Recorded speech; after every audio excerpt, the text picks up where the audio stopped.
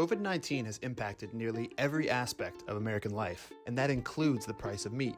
I've certainly never seen anything like this in my lifetime. Beef prices at the wholesale level are as high as we have in our recorded data. So this is certainly something way outside the norm. To understand what's going on and where meat prices could be headed, we need to understand the meat supply chain.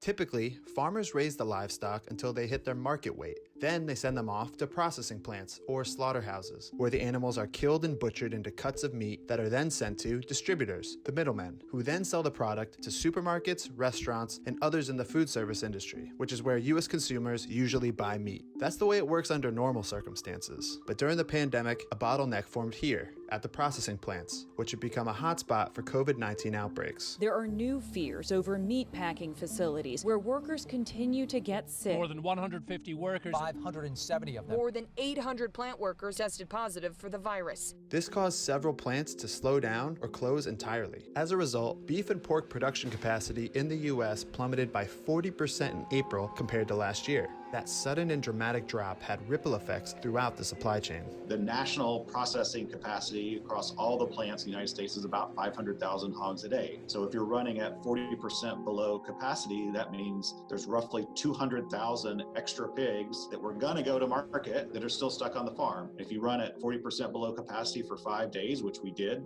then that's 1 million extra hogs that would have gone to market but instead stayed on the farm. That left many hog farmers facing a heartbreaking decision.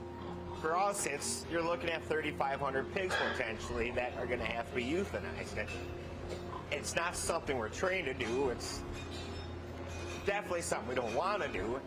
The end result has been that fewer pigs and cows are entering slaughterhouses, which means less meat is making its way to grocery stores. That's led to meat shortages across the country, and those shortages have led to price hikes. To be clear, when we're talking about meat shortages, that doesn't mean your local store will run out of meat, but you may not find the variety or the prices that you're used to. When you look at these wholesale prices for beef and pork, they're more than double of what they were a month ago. That doesn't necessarily mean a doubling of retail prices, but there is inflation on the way for the consumer. Will Sawyer's bank lends to people and companies in the animal protein industry. He predicts that this summer, beef prices could be up 20% and pork could be even higher compared to 2019. To try and relieve the bottleneck, President Trump issued an executive order classifying meat processing plants as essential infrastructure. That allows the government to force the plants to stay open, and it appears things have begun to improve. Production capacity rebounded to around 75% in May compared to the year before. But part of the reason plants are still operating well below full capacity is that there are still workers too scared to go back inside the plants.